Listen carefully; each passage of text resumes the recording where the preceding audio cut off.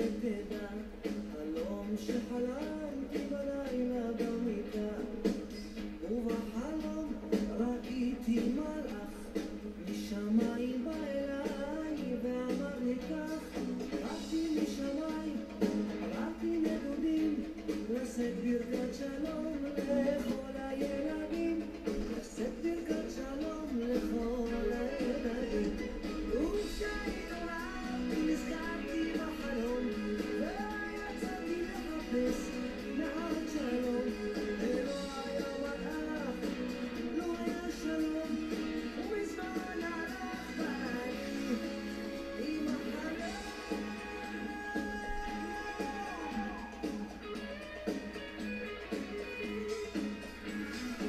אלוקים שלי, רציתי שתדע, חלום שחלמתי הלילה במיטה, ובחלום ראיתי מלאך ממצולות הים עלה ואמר לי כך, באתי מן המים ממצולות הים, לשאת ברכת שלום לילדי כל העולם, לשאת ברכת שלום לילדי כל העולם.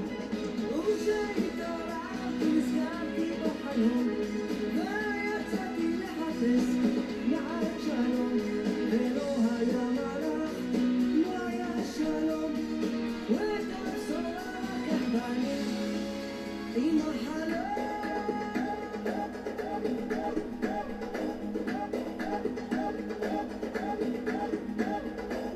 וכשהתעוררתי נזכרתי בחלום, ויצאתי לחפש מעט שלום, ולא היה מלאך, ולא היה שלום, ואת הבשורה לקח בני. וכשהתעוררתי נזכרתי בחלום, ויצאתי לחפש מעט שלום, ולא היה מלאך, לא היה שלום, ואת הבשורה לקח בני. אלוקים שלי, רציתי שתדע, שהחלום הזה נשאר לי כחידה. אלוקים שלי, רציתי שתדע, על החלום שלי רציתי שתדע. אלוקים שלי, רק רציתי שתדע. Shabbat Shalom, quem fala aqui é Orhana Batia, e hoje estou iniciando a Parashá Haye Sara, né, que significa vida de Sara. Hoje, dia 17 de novembro de 2018, mais precisamente dia 9 de Kislev de 5.779. Bom, primeiro agora eu vou fazer a leitura aqui de Terrilim, Salmos, né, e dando início, introduzindo a Parashá Haye Sara. De boas palavras transborda o meu coração, ao rei consagro que compus. A minha língua é como a pena de habilidoso escritor. Tu és o mais formoso dos filhos dos homens. Nos teus lábios se extravasou a graça, por isso Deus te abençoou para sempre. Cinge a espada no teu flanco, herói. Cinge a tua glória e a tua majestade. E nessa majestade cavalga prosperamente pela causa da verdade e da justiça. E a tua destra te ensinará proezas. As tuas setas são agudas, penetram o coração dos inimigos do rei. Os povos caem submissos a ti. O teu trono, ó Deus, é para todo sempre. Cetro de equidade é o cetro do teu reino. Amas a justiça e odeias a iniquidade. Por isso, Deus, o teu Deus, te ungiu com óleo de alegria, como a nenhum dos teus companheiros. Todas as tuas vestes recendem a mirra, aloés e cássia. De palácios de marfim ressoam instrumentos de cordas que te alegram. Filhas de reis se encontram entre as tuas damas de honra. À tua direita está a rainha adornada de ouro finíssimo de Ofir. Ouve, filha, vê, dá atenção. Esquece o teu povo e a casa de teu pai. Então o rei cobiçará a tua formosura, pois ele é teu senhor. Inclina-te perante ele. A ti virá a filha de Tiro, trazendo donativos. Os mais ricos do povo te pedirão favores. Toda a formosura é a filha do rei no interior do palácio. A sua vestidura é recamada de ouro. Em roupagens bordadas conduzem-na perante o rei. As virgens, suas companheiras que a seguem, serão trazidas à sua presença. Serão dirigidas com alegria e regozijo. Entrarão no palácio do rei. Em vez de teus pais, serão teus filhos, os quais farás príncipes por toda a terra. O teu nome eu o farei celebrado de geração a geração, e assim os povos te louvarão para todo sempre. Bom, agora eu vou fazer a leitura da Torá, né, no estudo de hoje. E nesse estudo, né, é interessante que o nome do estudo, Rai Sara, né, que significa vida de Sara, aqui, ó, vida de Sara, né? Na realidade, ele começa com a morte de Sara. Tá? Mas, como eu já falei anteriormente em outras parashot anteriores, não temos como falar de uma forma isolada. Então, nós temos que fazer uma pontezinha lá com a parashá anterior, que foi a parashá Vaera, né? E para a gente entender, eu vou abrir aqui o livro dos justos, no livro de Yashar, e aí a gente vai entender a circunstância da morte de Sara, né? Deixa eu ver se eu acho aqui, página 40.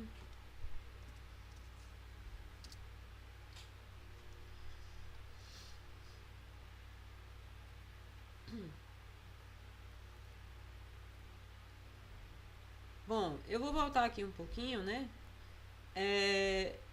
No final da Parashá Vaera, né, a gente falou um pouco sobre a questão do sacrifício de Abraão, né? Que, na realidade, o Eterno ele havia pedido o Isaac, em sacrifício, né? E foi justamente no meio dessa circunstância, né? Porque como é que se chama? A Sara, ela não sabia que o filho ia ser sacrificado. E tampouco que o Eterno providenciaria um carneiro, né, para ser morto em lugar de Isaac. Né? E interessante, eu vou até voltar um pouco lá na Parashá Vaierá.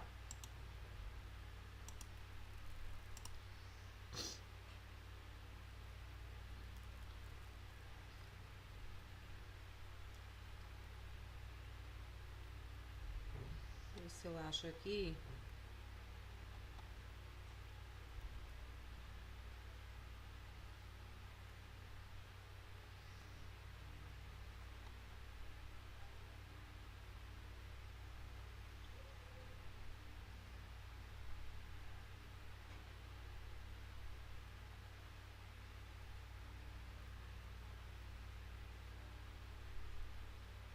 Vamos ver aqui.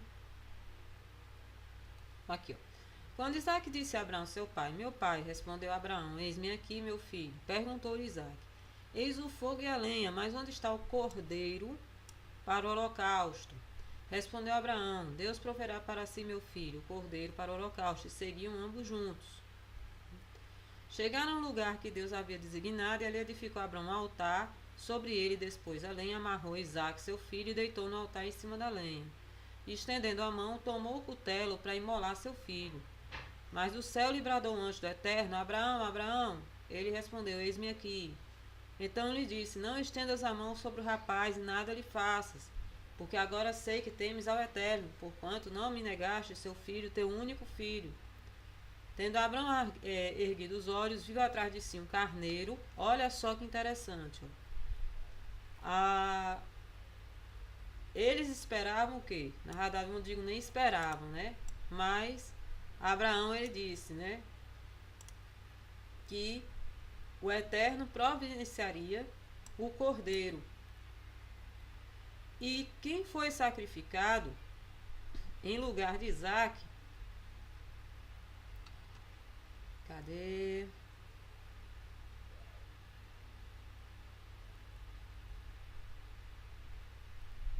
Um carneiro. Aí vem a questão. Qual é a diferença de um para o outro, né? Ambos são machos da mesma espécie, mas o cordeiro, ele é o filhote. E apareceu quem? O Eterno providenciou um adulto, um carneiro, né? Um animal adulto.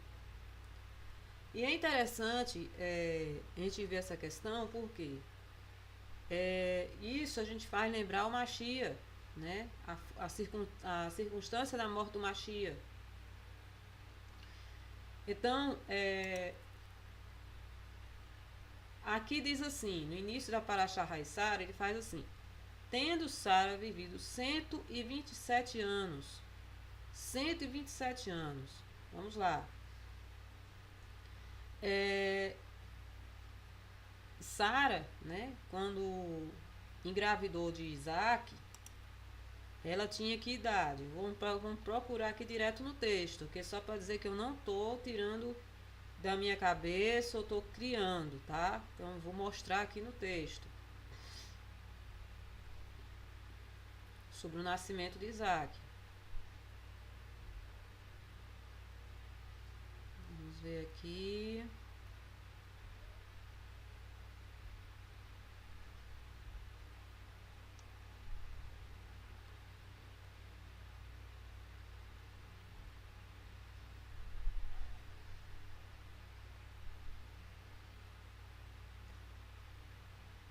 O que eu não estou achando aqui, que na realidade o foco do estudo não é a Parashá Vayera, é a Haissara. Mas ela já tinha idade já de 90 anos.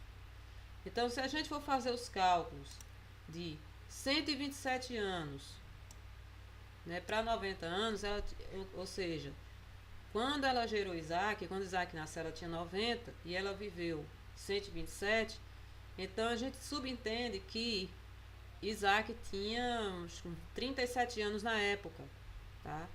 Então, quando Isaac foi levado para ser oferecido em holocausto, não foi criança, não foi bebê, né? Havia um costume na época dos povos, os povos ali naquela região de Canaã, né, de oferecerem os seus filhos a um ídolo, né, chamado Moloque, que inclusive lá na frente, não lembro agora qual é a Parashá, mas fala muito bem sobre essa questão da proibição, né, de oferecer sacrifício, não pode oferecer sacrifício de criança, enfim. Né, enfim, essa questão toda. E aí o que acontece? O Isaac, ele tinha 37 anos, então ele já era adulto. Tá? E aí o que foi que ocasionou a morte de Sara? Vamos voltar aqui um pouquinho. No livro de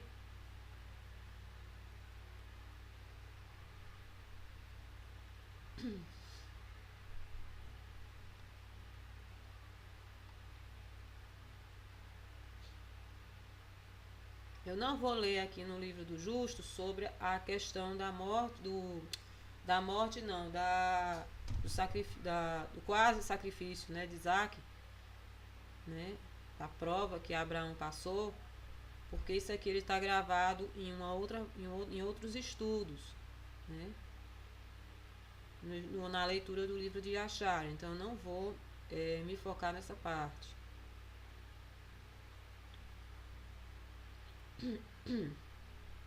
Vamos lá. E Satanás foi para Sara, e ele apareceu para ela na figura de um velho muito humilde e manso, e Abraão ainda estava envolvido no holocausto perante o Eterno. E ele lhe disse: não sabes tu todo o trabalho que Abraão fez com teu único filho neste dia? Porque ele tomou Isaque e construiu um altar e matou-o, e trouxe-o como sacrifício sobre o altar. Isaque chorou diante de seu pai, mas ele não olhou para ele, e ele nem teve compaixão por ele. Satanás repetiu essas palavras, ele foi para longe dela. E Sara ouviu todas as palavras de Satanás, e ela imaginou que ele fosse um homem velho, dentre os filhos dos homens, que estava com seu filho, e que tinha vindo e disse-lhe estas coisas. E Sara levantou sua voz e chorou amargamente por conta de seu filho. Ela se jogou no chão e lançou poeira na cabeça. E ela disse: ó, meu filho Isaque, meu filho, se eu tivesse morrido nesse dia em vez de ti. E ela continuou a chorar e disse, lamentando-se por ele: ó, meu filho Isaque, que eu tivesse morrido neste dia em seu lugar. E ela continuava a chorar e disse: minha alma chora por ti. Depois que te trouxeram até mim, te criei, agora a minha alegria se transforma em tristeza por ti. Eu, que ansiei por ti, chorei, orei ao Eterno, até que eu te gerei aos 90 anos de idade. Eu falei da idade dela nesse instante, né? Que eu comentei. E agora tu foste oferecido neste dia para a faca e o fogo como uma oferta. Mas eu me consolo em ti, meu filho, pois foste obediente à palavra do Eterno, porque tu executaste o comando do teu Deus. Pois quem poderá transgredir a palavra do nosso Elohim, em cujas mãos está a alma de cada criatura viva? Tu és justo, ó Eterno, nosso Elohim, por todas as tuas obras são boas e justas, porque eu também regozijo-me com a tua palavra que mandaste. Enquanto meus olhos choram amargamente, o meu coração exulta. E Sara deitou a cabeça sobre o peito de uma das suas servas, e ela tornou-se como uma pedra. Ela depois se levantou e andou fazendo perguntas, até que ela chegou a Hebrom. E ela perguntou a todos aqueles a quem ela conheceu na estrada. Ninguém sabia dizer a ela o que tinha acontecido com seu filho. E ela veio com suas empregadas, servidores, servos, para Kiriat Arba, que é Hebrom. E ela perguntou sobre seu filho, e ela permaneceu lá enquanto enviou alguns de seus servos para procurar aonde Abraão tinha ido com Isaque. E eles foram em busca dele na casa de Shem e Eber, e eles não conseguiam encontrá-los. E eles procuraram por toda a terra, e eles não estavam lá. Satanás veio a Sara na forma de um homem velho, e ele veio e ficou diante dela e disse-lhe: eu falei falsamente a ti, pois Abraão não matou seu filho, e ele não está morto. Quando ouviu esta palavra, a alegria foi tanta por conta de seu filho, que a sua alma saiu dela através da alegria, e ela morreu e foi reunida aos seus. Quando Abraão tinha acabado seu serviço e voltou com seu filho Isaque para os seus homens, eles se levantaram e foram juntos para Berseba, e eles voltaram para casa. E Abraão buscou Sara e não conseguiu encontrá-la, e perguntou por ela, e disseram-lhe: ela chegou a Hebrom procurando por vocês, onde tinham ido, pois assim ela estava informada. Abraão e Isaque foram atrás dela em Hebrom. Quando eles descobriram que ela estava morta, eles levantaram a voz e choraram amargamente sobre ela. E Isaque lançou-se sobre o rosto de sua mãe e chorou por ela e disse: ó, minha mãe, como depressa tu me deixaste? Para onde foste embora tão rapidamente? Como tens tu me deixaste de repente? E Abraão e Isaque choraram muito, todos os seus servos choraram com eles por conta de Sara, e prantearam seu luto de uma forma grande e pesada. Então, essa foi a circunstância da morte de Sara. Né? Então, vamos lá, Gênesis capítulo 23. Tendo Sara vivido 120 anos, ou 127 anos, morreu em Kiriat Arba, que é Hebrom, na terra de Canaã. Veio Abraão lamentar Sara e chorar por ela. Levantou-se, pois, Abraão da presença da sua morte e falou aos filhos de Het: sou estrangeiro e morador entre vós, dai-me a posse da sepultura convosco, para que eu sepulte a minha morte. Bom, vamos lá. Kiriat Arba, né? Eu vou dar uma olhada, fazer uma rápida pesquisa aqui sobre esse nome.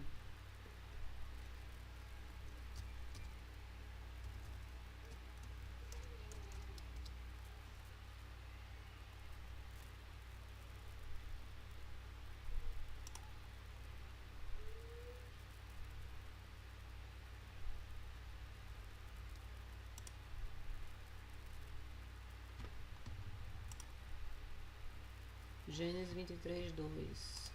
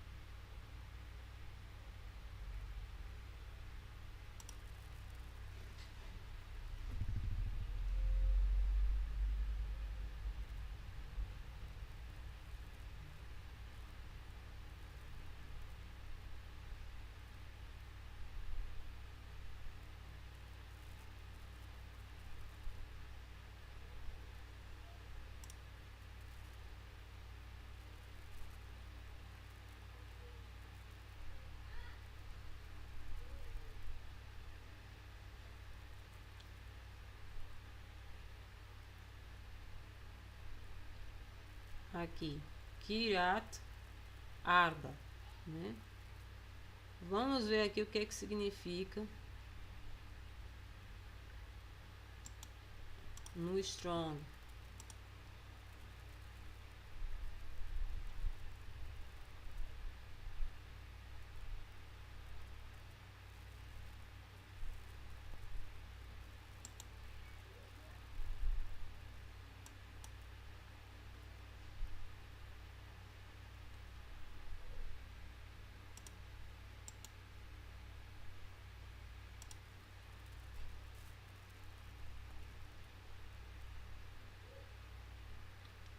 Vamos ver aqui.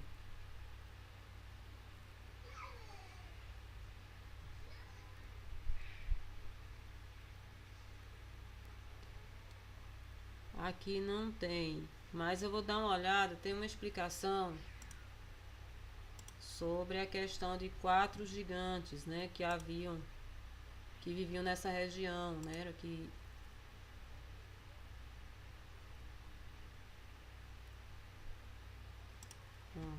vou encontrar essa explicação aqui.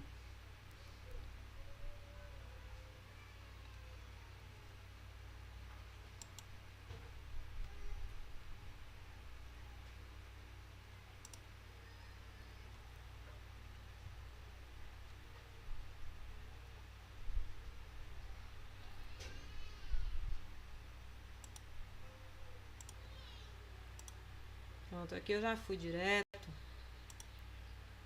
E é aqui no final, aqui nessa Bíblia em hebraico, transliterada, na nota de rodapé, nós temos o seguinte aqui no capítulo 23. Kiryat Arba, literalmente, cidade dos 4. Lugar onde se encontra a caverna de Macpela, propriedade adquirida por Abraão para lhe servir de túmulo familiar. Neste local foram sepultados Abraão e Sara, Isaac e Rebeca, Jacó e Leia. Cidade de Arba é uma referência à cidade de 4 gigantes da antiguidade. Anak, filho de Arba, e seus 3 filhos, Ahimã, Sheshai e Talmi. A antiga cidade de Kiryat Arba hoje é chamada pelo nome de Hebron, ou Hebron, no caso. Tá? Então vamos voltar aqui, né? Morreu em Kiryat Arba, que é Hebron, na terra de Canaã. Veio Abraão lamentar-se Sara e chorar por ela. E levantou-se depois Abraão da presença da sua morta e falou aos filhos de Het.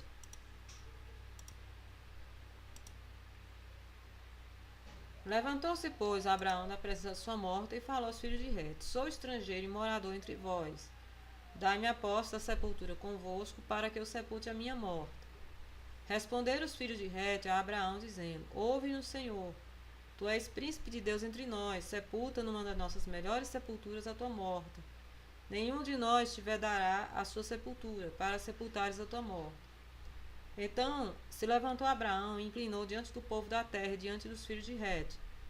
E lhes falou, dizendo: Se é do vosso agrado que eu sepulte a minha morta, ouvi-me interceder por mim junto a Efron, filho de Zoar, para que ele me dê a caverna de Macpela, que tem no extremo de seu campo, que me dê pelo devido preço em posse da sepultura entre vós. Ora, Efron, o Eteu, sentando-se no meio dos filhos de Het, respondeu Abraão, ouvindo os filhos de Het, a saber, todos os que entravam pela porta de sua cidade. De modo nenhum, meu senhor, ouve-me. Dou-te o campo e também a caverna que nele está. Na presença dos filhos do meu povo te dou, sepulta a tua morta. Então se inclinou Abraão diante do povo da terra, e falou a Efron na presença do povo da terra, dizendo: Mas, se concordas, ouve-me e peço-te, darei o preço do campo, toma-o de mim e sepultarei ali a minha morta. Respondeu-lhe Efron: Meu senhor, ouve-me, um terreno que vale 400 ciclos de prata, que é isso entre mim e ti? Sepulta ali a tua morta. Tendo Abraão ouvindo isso, Efron pesou-lhe a prata, de que este lhe falara diante dos filhos de Het, 400 ciclos de prata, moeda corrente entre os mercadores. Assim o campo de Efron, que estava em Macpela, fronteiro a Manré, o campo, a caverna e todo o arvoredo que nele havia, e todo o limite ao redor, se confirmaram por posse a Abraão na presença dos filhos de Het, e de todos os que entravam pela porta de sua cidade. Depois sepultou Abraão a Sara, sua mulher, na caverna do campo de Macpela, fronteira a Manré, que é Hebron, na terra de Canaã. E assim, pelos filhos de Het, se confirmou Abraão o direito do campo e da caverna que nele estava, em posse de sepultura. Tá, então vamos ir aqui para um comentário que eu achei muito interessante, falando sobre essa questão da caverna de Macpela. Estou aqui na página do rabad.org e aqui fala sobre isso. Avram conhecia o local onde desejava sepultar Sara. Havia uma gruta perto de Hebron, né, onde Adão e Rava, ou seja, Adão e Eva, estavam enterrados. Era um lugar sagrado chamado Gruta de Macpela. Né? Avram se propôs a comprar a gruta de seu proprietário, que se chamava Efron. Primeiro, porém, queria pedir permissão à tribo de Efron, ou seja, os Bnei Het, o povo de Het, né, os filhos de Het. Por favor, deixe-me comprar um pedaço da propriedade para uma sepultura, pediu eles. Os membros da tribo de Bnei Het responderam: És um homem famoso, príncipe de Deus. Daremos a ti qualquer propriedade onde deseja sepultar teus mortos. Avram curvou-se para agradecer ao Eterno e pediu aos membros da tribo: Por favor, peçam ao proprietário da gruta da Macpela, Efron, que a venda para mim. Quando Efron viu que Avram queria comprar sua gruta, foi pessoalmente falar com ele. Meu senhor, disse para Avram, não quero dinheiro algum pelo campo onde está a gruta, dou-a para você de graça. Não, protestou Avram, que prefiro comprá-la. Avram sabia que Efron não falava sério quando prometia dar-lhe a gruta de presente. Efron era um homem avarento e em seu coração realmente queria dinheiro em troca da gruta. Portanto, Avram insistiu: apenas diga-me o preço e o pagarei. Bem, se você insiste, direi o preço, replicou Efron. É uma quantia muito pequena, apenas 400 shecalim de prata. Na verdade, não era em absoluto uma quantia pequena. Era um preço muito, muito alto. O avarento Efron cobrava de Avram um preço exorbitante, apesar de a princípio ter prometido dar a gruta de graça. Avram, porém, não regateou com Efron. Queria pagar pelo lugar sagrado o preço integral para que ninguém mais tarde afirmasse que a gruta de Macpela na realidade não lhe pertencia. Avram pagou a Efron 400 shecalim, depois sepultou Sara. Mais tarde, quando Avram morreu, também foi enterrado na gruta de Macpela. Há 3 lugares-chave pelos quais nossos antepassados pagaram a não-judeus em dinheiro para assegurar-se que seriam legítimos donos das propriedades e com isso não poderiam ser acusados mais tarde de ter se apropriado destes ilegalmente. A gruta de Macpela, cuja transação é registrada pela Torá, O local do Beit Hamikdash, o templo sagrado em Jerusalém, foi comprado pelo rei Davi de Aravna ao povo de Evusi, né? E o lugar de sepultamento de Yosef, em Shechem, Nablus, foi adquirido por seu pai Jacob, ou seja, o local de sepultamento de José em Shechem foi adquirido por seu pai Jacó, tá? O Midrash explica como a gruta de Macpela recebeu este nome. Você sabe o significado do nome Gruta de Macpela? O Gruta de Macpela quer dizer a Gruta dos Duplos. A palavra Macpela tem a mesma origem de Cafulo, que significa duplo. O que era duplo nesta gruta? Há muitas explicações. Abaixo encontramos algumas delas. Havia um segundo pavimento sobre a gruta, sendo assim realmente uma gruta dupla, porém, somente o andar de baixo servia como local de sepultamento. Não só Sara foi sepultada nesta gruta, como também seu marido Abram, mais tarde quando faleceu. Yitzhak e sua mulher Rivka, ou seja, Isaac e Rebeca, também seriam sepultados lá. E assim foram Yaakov, ou seja, Jacó, e uma de suas esposas, Léa. Outro casal que havia sido enterrado na gruta de Macpelá muito antes, o primeiro homem, Adão, e sua esposa, Rava, ou seja, Adão e Eva. Como os sepultos da gruta eram casais ou duplos, a Torá a chama de Macpelá, significando a gruta dos duplos. Após a morte de Yitzhak, a gruta de Macpelá passou a posse seus filhos, Jacob e Esav, ou seja, Jacó e Esaú. Havia sobrado lugar para só mais um casal.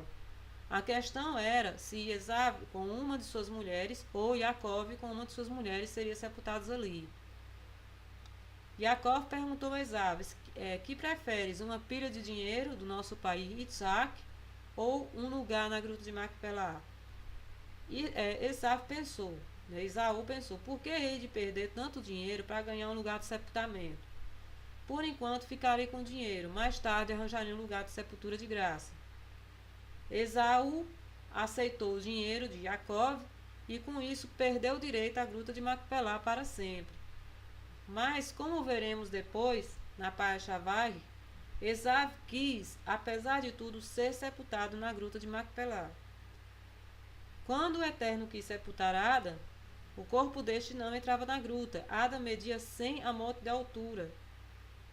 O Eterno teve que dobrar o corpo de Adão para que coubesse na gruta. Esta era chamada de Macpelá ou dupla, porque o Eterno dobrou o corpo de Adão. Apesar da gruta ser pequena, o Eterno queria que Adão fosse sepultado lá por ser um lugar sagrado.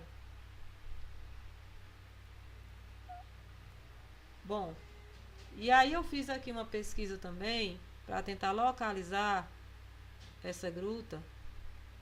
Deixa eu ver aqui. A gruta de Macpelá, né? E eu encontrei aqui no Wikipédia, no túmulo dos patriarcas. Né? Patriarcas, aqui, túmulo dos patriarcas visto do lado sul da mesquita. Né? Patriarcas é consideradas como centro espiritual da antiga cidade de Hebron, que se situa no sudoeste da Cisjordânia, no coração da antiga Judéia. O lugar é chamado de Me'arat HaMachpelah em hebraico, que significa o túmulo das duplas sepulturas. De fato, segundo a tradição judaica, o túmulo esconde sepulturas duplas, onde a tradição afirma que estariam enterrados 4 pares de casais bíblicos importantes: Adão e Eva, Abraão e Sara, Isaac e Rebeca, Jacó e Léia. Né?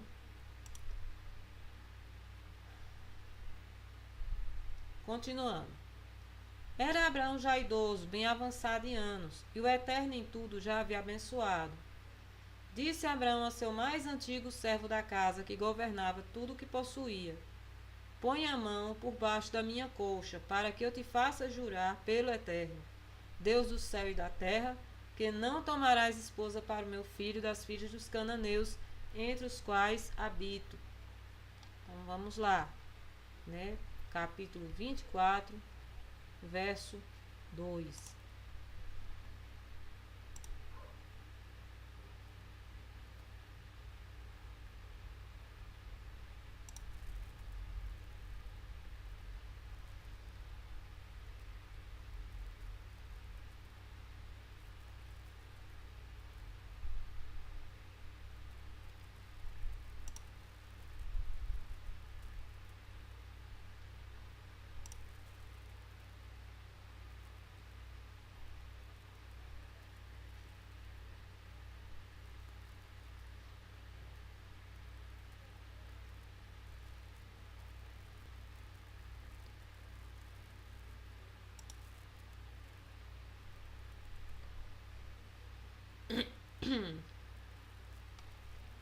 palavra que aparece no hebraico, né? Vamos ver aqui como é que ele apareceu aqui no Strong, né?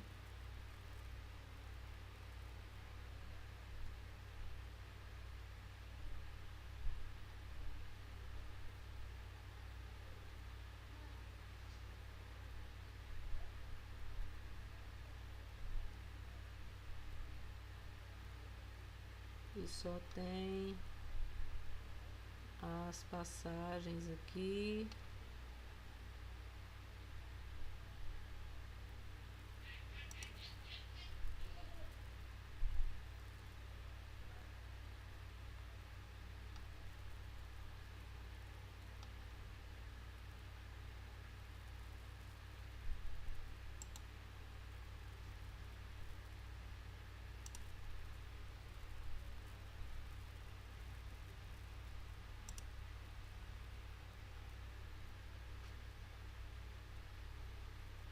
Aqui está traduzido como coxa, né?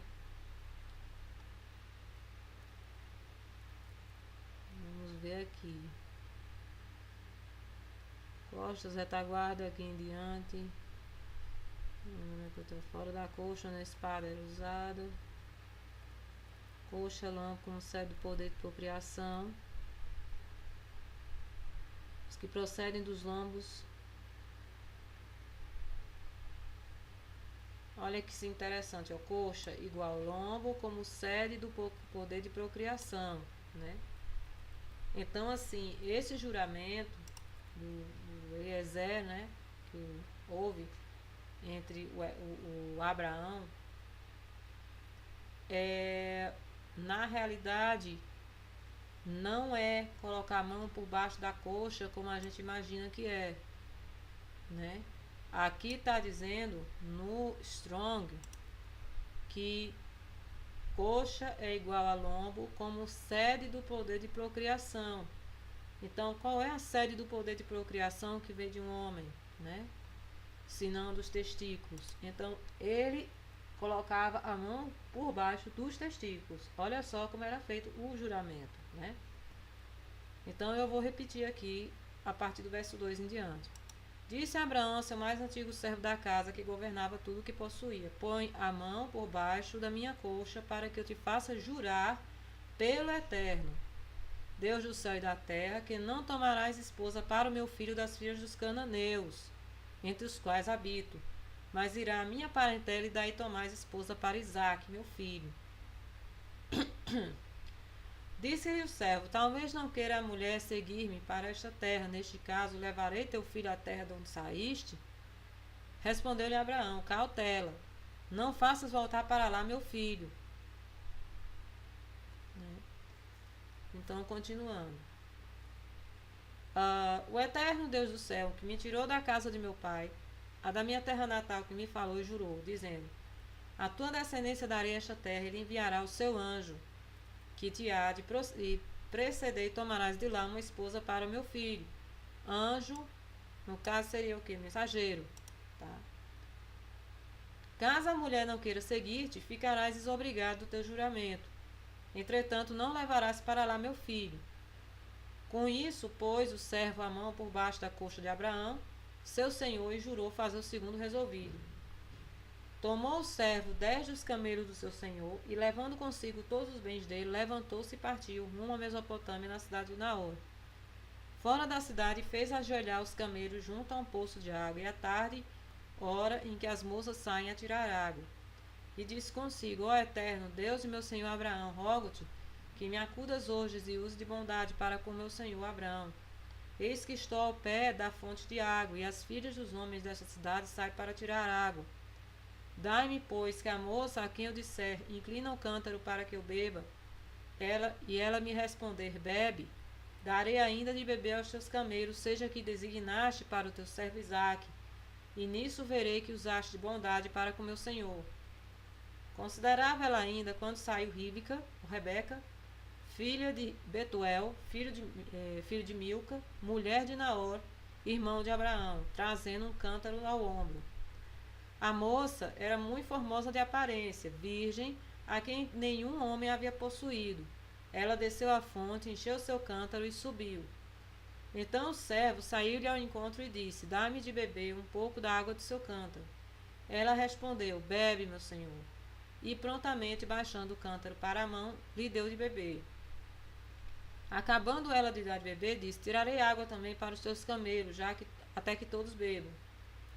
E apressando-se em despejar o cântaro no bebedouro, correu outra vez ao poço para tirar mais água. Tirou-a e deu a todos os camelos. O homem observava em silêncio atentamente para saber se teria o Eterno levado a bom termo a sua jornada ou não. Tendo os camelos acabado de beber, tomou o homem um pendente de ouro de meio ciclo de peso e 2 pulseiras para as mãos dela, do peso de 10 ciclos de ouro. E lhe perguntou: De quem és filha? Peço-te que me digas. Haverá em casa teu pai lugar em que eu fique e a comitiva? Ela respondeu: Sou filha de Betuel, filho de Milca, o qual ela deu à luz a Naor. E acrescentou: Temos palha e muito pasto, lugar para passar a noite. Então se inclinou o homem e adorou o Eterno. E disse: Bendito seja o Eterno, Deus de meu senhor Abraão, que não retirou de mim sua benignidade, sua verdade, meu senhor. Quanto a mim, estando no caminho, o Eterno me guiou à casa dos parentes do meu senhor.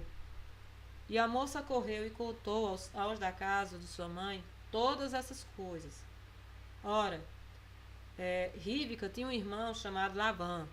Este correu ao encontro do homem junto à fonte, pois, quando viu o pendente e as pulseiras das mãos de sua irmã, tendo ouvido as palavras de Ríbica, sua irmã, dizia: Assim me falou o homem, fui Labã ter com ele, ao qual estava em pé junto aos camelos, junto à fonte. E lhe disse: Entra, bendito do Eterno, por que estás aí fora? Pois já lhe preparei a casa e lugar para os camelos. Então fez entrar o homem, descarregaram os camelos e lhes deram forragem e pasto. Deu-lhes água para lavar os pés e também aos homens que estavam com ele. Diante dele puseram comida, porém ele disse: Não comerei enquanto não expuser o propósito a que venho. Labã respondeu-lhe, dize. Então disse: Sou servo de Abraão. O Eterno tem abençoado muito a meu senhor, e ele se tornou grande. Deu-lhe ovelhas e bois, prata e ouro, servos e servas e camelos e jumentos. Sara, mulher de meu senhor, era já idosa quando lhe deu à luz um filho, e a este deu ele tudo quanto tem. E meu senhor me fez jurar, dizendo: Não tomarás esposa para meu filho das mulheres dos cananeus, em cuja terra habito. Porém irás à casa do meu pai, à minha família, e a tomarás esposa para meu filho. Respondia meu senhor: Talvez não queira a mulher seguir-me. Ele me disse: O Eterno, em cuja presença eu ando, enviará contigo seu anjo e levará a bom termo a sua jornada, para que da minha família e da casa do meu pai tomes esposa para meu filho. Então serás desobrigado do meu juramento quando fores à minha família. Se não te aderem, desobrigado estarás do meu juramento. Hoje, pois, cheguei à fonte e disse comigo: Ó Eterno Deus de meu senhor Abraão, que se me levas a bom termo a jornada em que eu te sigo, eis-me agora junto à fonte de água, a moça que saí para tirar água, a quem eu disser: Dá-me um pouco de água do teu cântaro. E ela me responder: Bebe, e também tirarei água para os teus camelos. Seja essa mulher que o Eterno designou para o filho de meu senhor. Considerava eu ainda assim, no meu íntimo, quando saiu Ríbica, trazendo o seu cântaro ao ombro, desceu à fonte e tirou água, e lhe disse: Peço-te que me dês de beber. Ela se apressou e, baixando o cântaro do ombro, disse: Bebe, também darei de beber aos seus camelos. Bebi, e ela deu de beber aos camelos. Daí lhe perguntei: De quem és filha? Ela respondeu: Filha de Betuel, filho de Naor e Milca.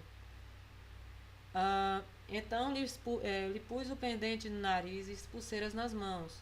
E prostrando-me, adorei o Eterno e bendisse ao Eterno Deus de meu senhor Abraão, que me havia conduzido por um caminho direito, a fim de tomar para o filho do meu senhor uma filha do seu parente. Agora, pois, se haveis de usar de benevolência e de verdade para com meu senhor, fazei-mo saber, se não, declarai-mo, para que eu vá para a direita ou para a esquerda. Então responderam Labão e Betuel: Isto procede do Eterno. Nada temos a dizer fora da sua verdade. Eis Ríbica na sua presença, toma e vai-te. Seja ela a mulher do filho do teu senhor, segundo a palavra do Eterno. Tendo ouvido o servo de Abraão tais palavras, prostrou-se em terra diante do Eterno, tirou joias de ouro e prata e vestidos e os deu a Ríbica. Também deu ricos presentes a seu irmão e sua mãe. Depois comeram e beberam, ele e seus homens que estavam com ele passaram a noite. De madrugada, quando se levantaram, disse o servo: Permiti que eu volte ao meu senhor? Mas o irmão e a mãe da moça disseram: Fique ela ainda conosco alguns dias, pelo menos 10, e depois irá. Ele, porém, lhes disse: Não me detenhais, pois o Eterno me tem levado. Não me detenhais, pois o Eterno me tem levado a bom termo na jornada. Permiti que eu volte a meu senhor. Disseram: Chamemos a moça e ouçamo-las pessoalmente. Chamaram, pois, a Ríbica e perguntaram: Queres ir com este homem? Ela respondeu: Irei. Então despediram a Ríbica, Rebeca, sua irmã, e a sua ama, e ao servo de Abraão e a seus homens. E abençoaram a Ríbica e lhe disseram: És nossa irmã, sê tu a mãe de milhares, e que a tua descendência possua a porta dos teus inimigos. Então se levantou Ríbica com suas moças, montando os camelos, seguiram um homem. O servo tomou a Ríbica e partiu. Ora, Isaac vinha do caminho de Berlarrói, porque habitava na terra de Neguebe. Saíra Isaac meditar no campo, a cair da tarde, erguendo os olhos. Viu, eis que vinham camelos. Também Ríbica levantou os olhos e, vendo Isaac, apeou o camelo e perguntou ao servo: Quem é aquele homem que vem pelo campo ao nosso encontro? É o meu senhor, respondeu. Então tomou ela o véu e se cobriu. O servo contou a Isaac todas as coisas que havia feito. Isaac conduziu até a tenda de Sara, mãe dele, e tomou a Rebeca, esta lhe foi por mulher, e ele a amou. Assim foi Isaac consolado depois da morte de sua mãe. Então vamos aqui, eu vou dar uma olhada aqui nas seleções aqui do Midrash, ver o que nós temos de comentários sobre a questão de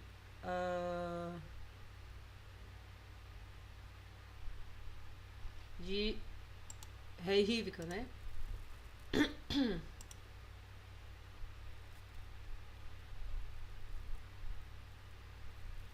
Em sua velhice, Abrão tinha tudo o que podia desejar, com uma exceção: seu filho Isaque não estava casado.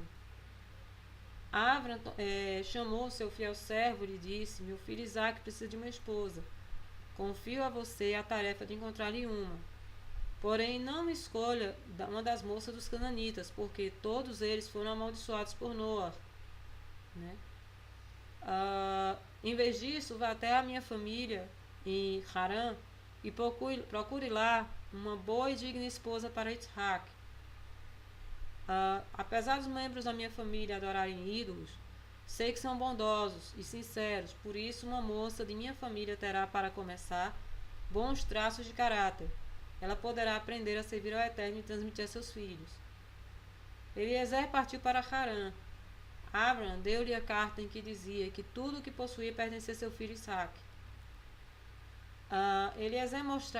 Se Eliezer mostrasse a carta para os parentes da moça, eles com certeza permitiriam que casasse com Isaac. Eliezer chegou a Harã antes do fim do dia. Isto foi um milagre. Normalmente a viagem para Harã levava muitos dias. O Eterno fez-o chegar lá rapidamente para ajudar Isaac a casar-se sem demora.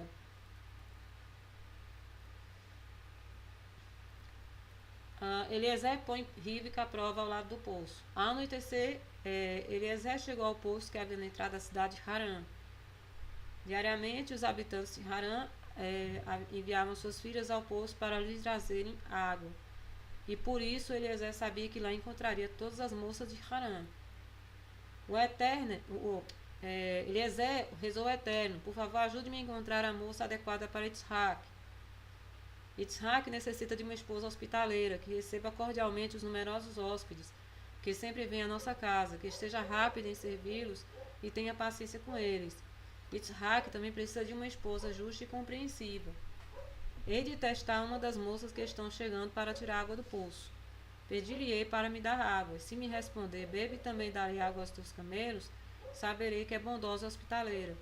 Interpretarei isto como um sinal de que tu, o Eterno, a escolheste como esposa de Isaac. Mas se disser, por que devo extrair água para ti? Podes tirar água do poço por si mesmo, ou pede a uma das outras moças. Então ela não é a esposa generosa e amável que estou procurando. O Eterno aceitou a oração de Eliezer. Fez com que Ríbica viesse ao poço. Ela jamais saía para tirar água do poço. Ela era de nobre linhagem e seu pai Betuel governava a região. Geralmente Ríbica enviava criadas para essas tarefas. Agora, porém, os anjos do Eterno dirigiam Ríbica ao poço, a fim de conduzi-la a seu destino como esposa de Isaac. Eliezer observou a maneira pela qual todas as moças tiravam água. Então reparou que uma delas não precisava abaixar seu balde para dentro do poço. Ocorria um milagre e a água subia até ela. Eliezer pensou, esta moça deve ser uma tzadeket. Se o Eterno faz este milagre por ela, correu até ela e pediu-lhe, por favor, me dai alguns goles de água do seu jarro. Ríbica passa no teste. Ríbica respondeu para Eliezer respeitosamente, beba, meu senhor.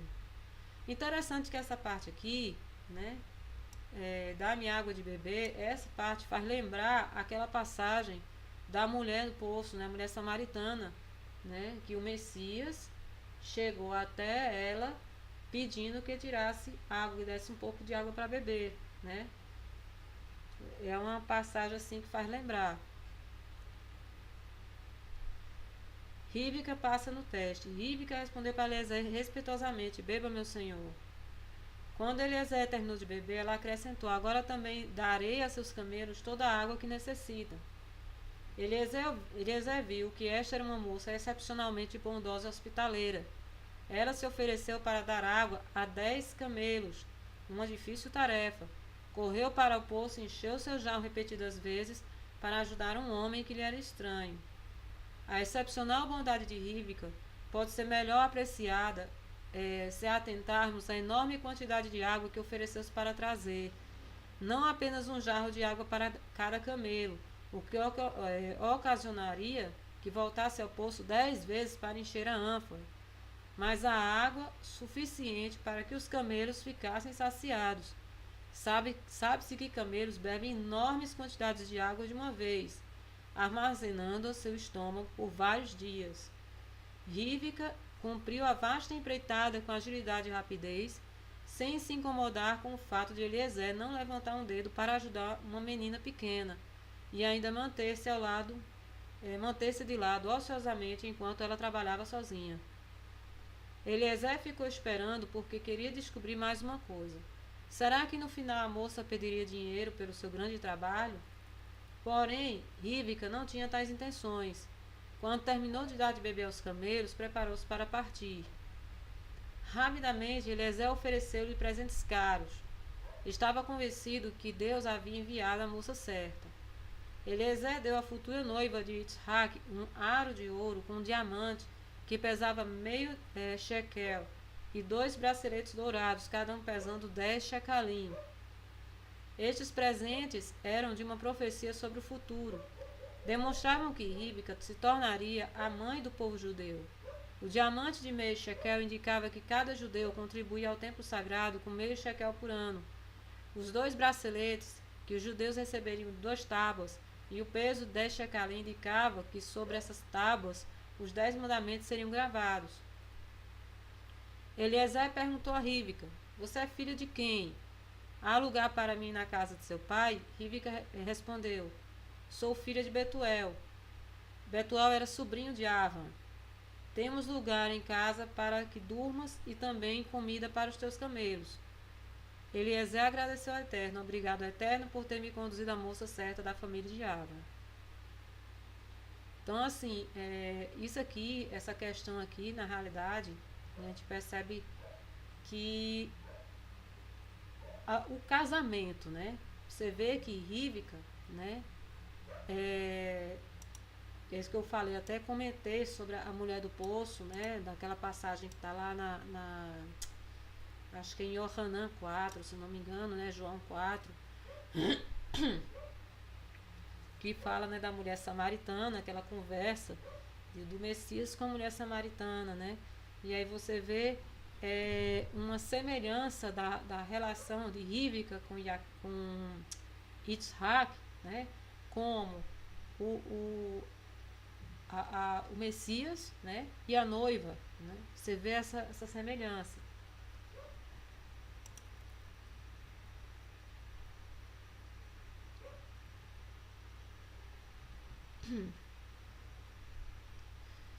Bom,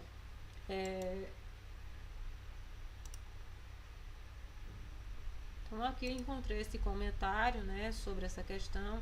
Aí vamos agora só para concluir. Ficou falta nessa parte aqui.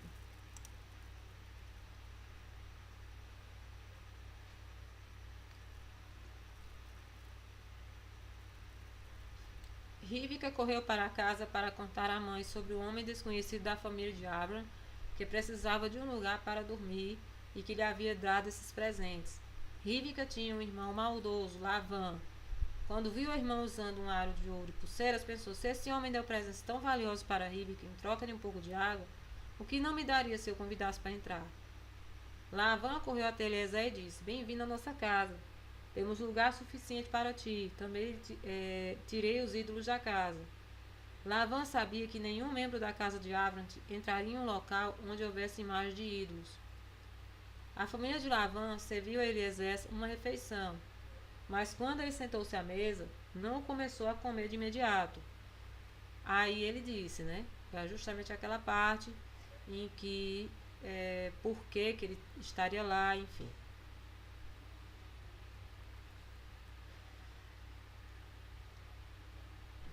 O pai de Lavã, Betuel, também estava presente.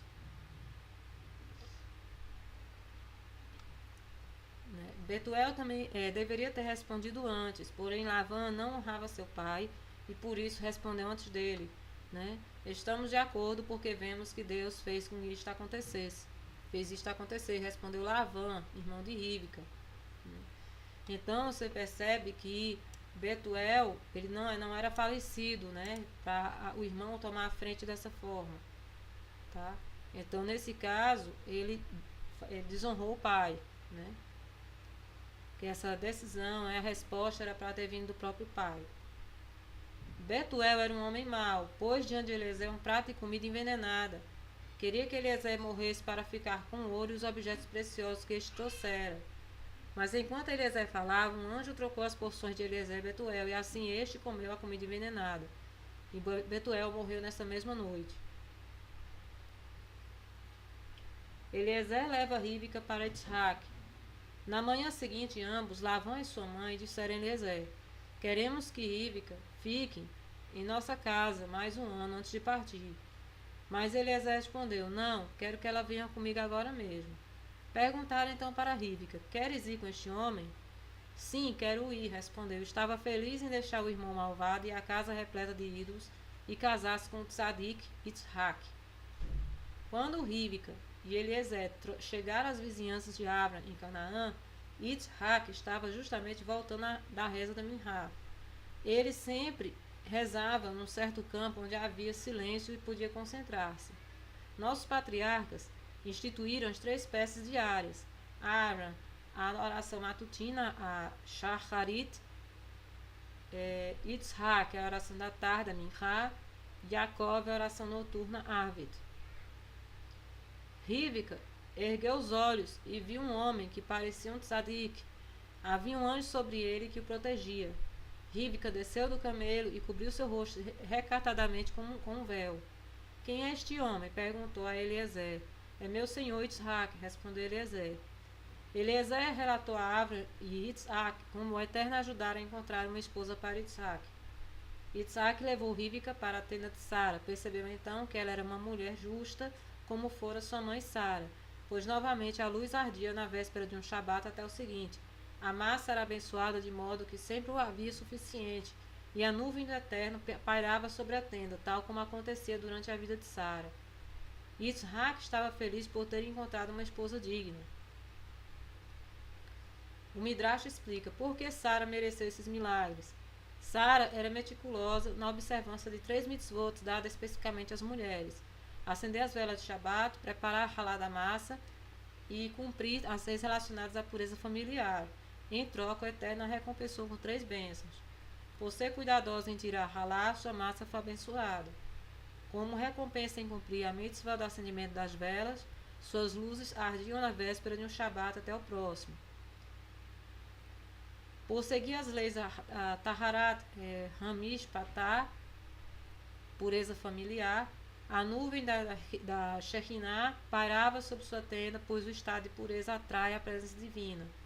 Todos os 3 sinais reapareceram para Rivka, porque ela cumpria essas mitzvot com a imensa dedicação de Sara. É muito interessante, é muito linda essa história, né? Continuando aqui. Desposou Abraão outra mulher, chamava-se Quetura. Quetura é a mesma Hagar, que é a mãe de Ismael. Tá? Ela deu à luz a Nirã, Joxã, Medã, Midian, Isbaque e Suar. Inclusive dos midianitas, né? Os descendentes de Midian, que saiu Zípora, a esposa de Moshe, de Moisés. Joxã gerou Seba e Dedã, e os filhos de Dedã foram Assurim, Letusim e Leumim. Os filhos de Midian foram Efar, Efer, Enoque, Abida e Elda. Todos estes foram os filhos de Quetura. Abraão deu tudo o que possuía a Isaac.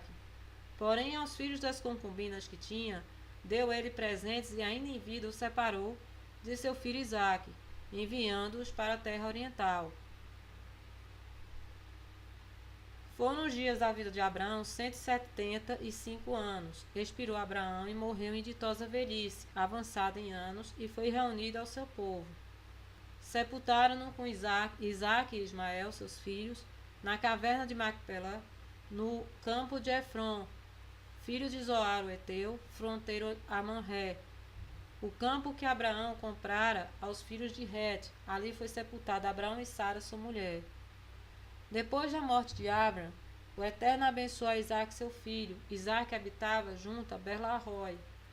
São essas gerações de Ismael, seu filho de Abraão, que Agar, egípcia, serva de Sara, deu à luz. Estes, os filhos de Ismael, pelos seus nomes, segundo o seu nascimento. O primogênito de Ismael foi Nebaiot, depois Quedar, Abdeel, Mibsão, Misma, Dumá, Massá, Hadad, Tema, Getur, Nafis e Quedemar. São estes os filhos de Ismael, e estes os seus nomes pelas suas vilas e pelos seus acampamentos, 12 príncipes de seus povos. Você vê que há uma promessa, né? Foi prometido que Ismael teria 12 filhos, né? São 12 príncipes, as 12 tribos de Ismael, né? E os anos da vida de Ismael foram 137, e morreu e foi reunido ao seu povo. Habitaram desde Avilar até Sur, que olha para o Egito como quem vai para a Síria. Ele se estabeleceu fronteira a todos os seus irmãos. Vamos ver aqui na seleção do Midrash, falando sobre o casamento dele com Hagar, né? Que Hagar, na realidade, o que acontece? Aqui ela aparece com o nome de Quetura, né? Mas é a mesma Hagar. E ela se casou com ele na época em que ela foi dada para conceber Ismael, né? Nessa época que Sara deu a ela para conceber Ismael, ela era como se fosse barriga de aluguel. Ela não chegou a ser esposa de Abraão, ela não era uma segunda esposa, tá?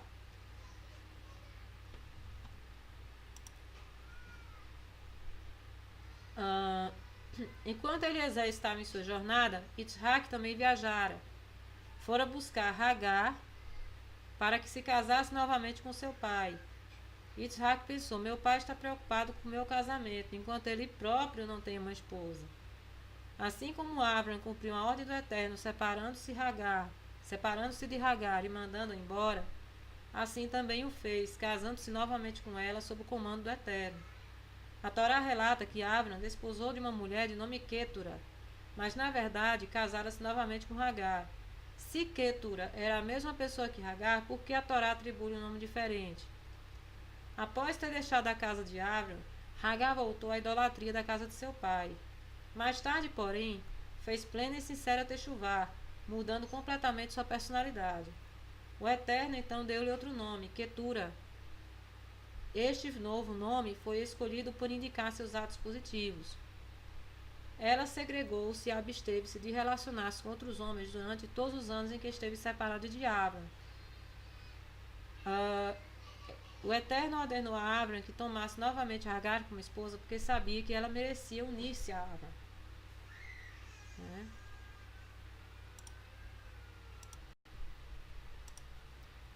E aí, continuando a leitura, a gente percebe justamente essa questão, né?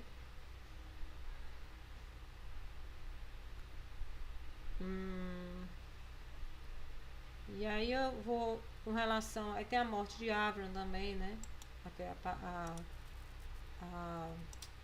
esqueci agora. Midrash falando também sobre a morte de Abraham. Né? Abraham morreu quando já era um ancião, que tinha tudo o que podia desejar. Viu inclusive seu filho Ismael fazer techuvá antes de morrer. Isaac e Ismael sepultaram na gruta de Macpelá ao lado de Sara. O Eterno recompensou Ismael por ter vindo do deserto, especialmente para prestar as últimas honras em respeito a seu pai. Retribuição, o Eterno honrou enumerando as progênies de Ismael nos últimos versículos dessa paraxá. Quando Abraham faleceu, todos os grandes povos entre as nações enlutaram-se. Ai do mundo que perdeu seu líder, ai do navio que perdeu seu capitão. Durante sua vida, Abraham rezara por mulheres estéreis, e estas engravidaram, pelos doentes e ficaram curados. Até navios navegando em longínquo oceano foram salvos, pelo mérito de Abraham. Apesar de o mundo inteiro negar a existência do Eterno, conseguiu ser o único em sua crença e afirmar a onipotência do Eterno. Por causa disso, foi chamado de Abraham. Abraham, né? Ha-Ivri, o hebreu, significando o homem que permanece de um lado, Ever, lado, enquanto o mundo inteiro une forças contra ele. Quando Abraham morreu, o Eterno louvou da seguinte maneira: Abraham era um tzadik tão grande que, se não fosse por ele, eu não teria criado o céu e a terra. Por 2000 anos após a criação do mundo, o Eterno estava aborrecido com as pessoas que adoravam ídolos. Quando Abraham nasceu, o Eterno se alegrou, pois Abraham ensinou a dezenas de milhares de pessoas a servirem-no. Abraham sabia como curar doentes com diversos tipos de remédios, segulote. Acima de tudo, curava aqueles cuja mente estava doente, que não acreditavam no Eterno. Ele os ensinava a acreditar no Criador. Abraham foi posto à prova pelo Eterno 10 vezes, superou todas elas. Compreendeu e seguiu a Torá muito antes da outorga da Torá ensinada a seus filhos. Não houve um dia sequer em sua vida em que não realizou um ato de santificação no nome divino, Kiddush Hashem. Então, essa é a conclusão da Parashá Haisara, né, cujas tira lições até maravilhosas dela. Bom, eu vou fazer a leitura agora da Haftará, que se conta em 1 Reis, do verso 1, capítulo 1, do verso 1 ao 31. Diz assim: Sendo o rei Davi já velho e entrado em dias, envolviam-no com roupas, porém não lhe se aquecia. Então lhe disseram aos seus servos: Procure para o rei, nosso senhor, uma jovem donzela, que esteja perante o rei, e tenha cuidado dele e durma nos seus braços, para que o rei, nosso senhor, se aqueça. Procuraram, pois, por todos os limites de Israel uma jovem formosa. Acharam Abisag, sunamita, e a trouxeram ao rei. A jovem era sobremaneira formosa, cuidava do rei e o servia, porém o rei não a possuiu. Primeiro, né? Ele estava doente, aqui está dizendo, envolviam com roupas, porém não se aquecia. Então ele estava com uma espécie de uma febre que, que dá calafrio e colocando roupas em cima de roupa e não aquecia. Né? Em alguns casos, até por exemplo, o caso fugir a palavra agora, hipotermia, né? O calor humano ele ajuda a pessoa a conseguir se recuperar, né? E foi justamente isso que foi feito, né? Essa jovem, ela veio justamente com esse objetivo, né? Encontraram ela e ela ficou com essa responsabilidade apenas de aquecer o rei, né? Para recuperar a saúde dele. Então Adonias, filho de Hagite, se exaltou e disse: eu reinarei. Providenciou carros e cavaleiros e 50 homens que corressem adiante dele. Jamais seu pai o contrariou, dizendo: por que procedes assim? Além disso, era ele de aparência muito formosa, e nascera depois de Absalão. Entendia-se ele com Joabe, filho de Zeruia, e com Abiatar, o sacerdote, que seguindo o ajudavam. Porém, Zadok, o sacerdote, e Benaia, filho de Joiada, e Natã, o profeta, e Simei, e Rei, e os valentes que Davi tinha, não apoiavam Adonias. Imolou Adonias ovelhas e bois e animais cevados junto à pedra de Zoalete, que está perto da fonte de Rogel, e convidou todos os seus irmãos, os filhos do rei, todos os homens de Judá, servos do rei. Porém a Natã o profeta, e a Benaia, e os valentes, e a Salomão seu irmão, não convidou. Então disse a Natã a Batseba, mãe de Salomão: não ouviste que Adonias, filho de Hagite, reina, e que nosso senhor Davi não sabe? Vem, pois, e permite que eu te dê um conselho, para que salves a tua vida e a de Salomão seu filho. Vai e apresenta-te ao rei Davi, e diz-lhe: não juraste ao rei, Senhor meu, a tua serva, dizendo: teu filho Salomão reinará depois de mim, e se assentará no meu trono? Por que, pois, reina Adonias? Eis que, estando tu ainda a falar com o rei, eu também entrarei depois de ti e confirmarei as tuas palavras. Apresentou-se, pois, a Batseba ao rei na recâmara. Era já o rei muito velho, e Abisag, a sunamita, o servia. Batseba inclinou a cabeça e prostrou-se perante o rei, que perguntou: que desejas? Respondeu-lhe ela: Senhor meu, juraste a tua serva pelo Eterno, teu Elohim, dizendo: Salomão teu filho reinará depois de mim, e ele se assentará no meu trono. Agora, eis que Adonias reina, e tu, ó rei meu senhor, não o sabes. Imolou bois, animais cevados e ovelhas em abundância. Convidou todos os filhos do rei, e Abiatar o sacerdote, e a Joabe, comandante do exército. Mas a teu servo Salomão não convidou. Porém, ó rei meu senhor, todo Israel tem os olhos em ti, para que lhe declares quem será o teu sucessor, que se assentará no seu trono. Do contrário, sucederá que, quando o rei meu senhor jazer com seus pais, eu e Salomão meu filho seremos tidos por culpados. Estando ela ainda a falar com o rei, eis que entra o profeta Natã. E o fizeram saber ao rei, dizendo: aí está o profeta Natã. Apresentou-se ela ao rei, prostrou-se com o rosto em terra perante ele, e disse: ó rei meu senhor, acaso disseste: Adonias reinará depois de mim, e ele é quem se assentará no meu trono? Porque hoje desceu, imolou bois, animais cevados e ovelhas em abundância, e convidou todos os filhos do rei, e os chefes do exército, e Abiatar o sacerdote, e eis que estão comendo e bebendo perante ele. E dizem: vive o rei Adonias. Porém a mim, sendo teu servo, e a Zadok o sacerdote, a Benaia, filho de Joiada, e a Salomão teu servo, não o convidou. E foi isto feito parte do rei meu senhor. Não fizeste saber ao teu servo quem se assentaria no seu trono depois de ti? Respondeu o rei Davi e disse: chamai-me a Batseba. Ela se apresentou ao rei e se pôs diante dele. Então jurou o rei e disse: tão certo como vive o Eterno, que remiu a minha alma de toda angústia. Farei no dia de hoje como te jurei o Eterno Deus de Israel, dizendo: teu filho Salomão reinará depois de mim, e se assentará no meu trono em meu lugar. Então Batseba se inclinou e se prostrou com o rosto em terra diante do rei, e disse: viva o rei Davi, meu senhor, para sempre. Né?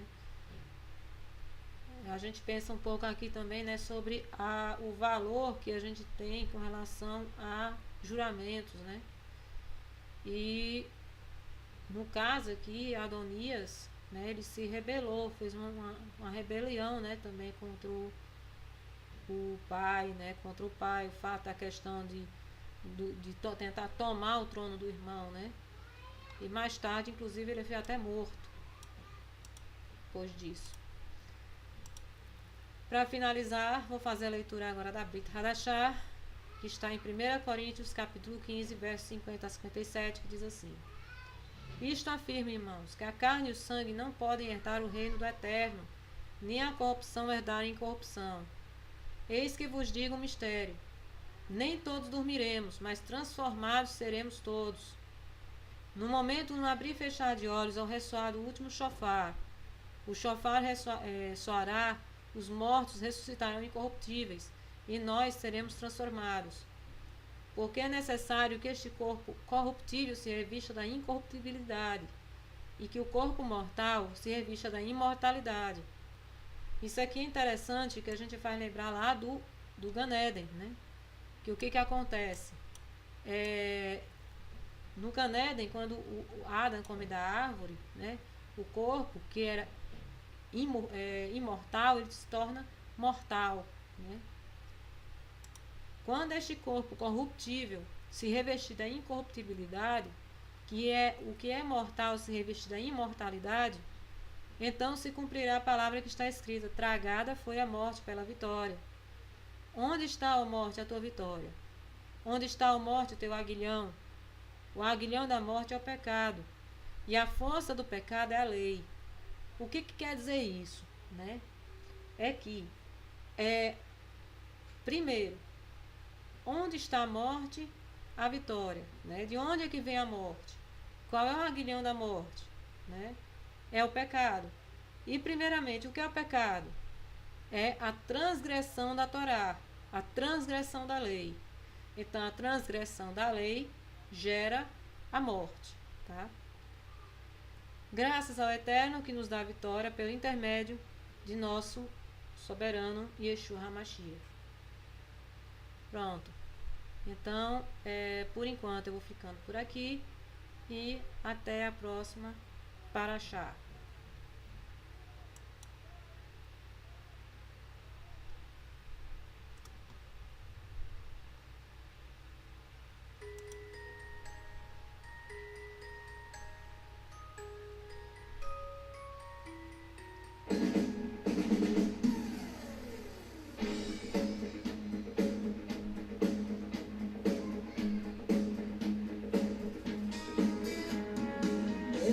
שלי, רציתי שתדע, חלום שחלמתי בלילה במיטה, ובחלום ראיתי מלאך משמיים בא אליי ואמר לי כך, באתי משמיים, ראיתי נדודים, לשאת ברכת שלום לכל הילדים, לשאת ברכת שלום לכל הילדים.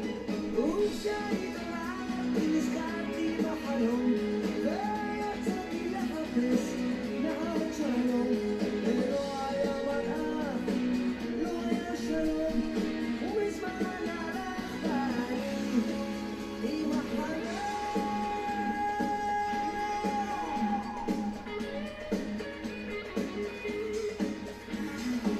אלוקים שלי, רציתי שתדע, חלום שחלמתי הלילה במיטה, ובחלום ראיתי מלאך במצולות הים עלה ואמר לי כך, באתי מן המים ממצולות הים, לשאת ברכת שלום לילדי כל העולם, לשאת ברכת שלום לילדי כל העולם.